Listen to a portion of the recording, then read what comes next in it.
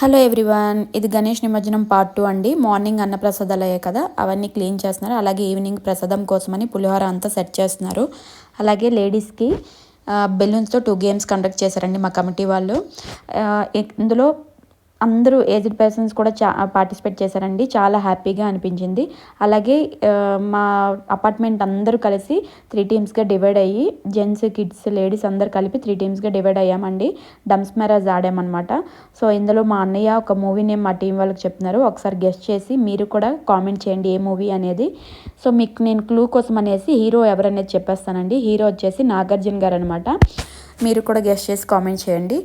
So మా committee వాళ్ళు ఏం చేశారంటే, గెలిచే వాళ్ళకనే కాకుండా అందరికీ గిఫ్ట్స్ ప్రొవైడ్ చేశారండి. అంటే లేడీస్కి, కిడ్స్కి మాత్రమే ఇచ్చారన్నమాట. సో అందరికీ ఇచ్చారు.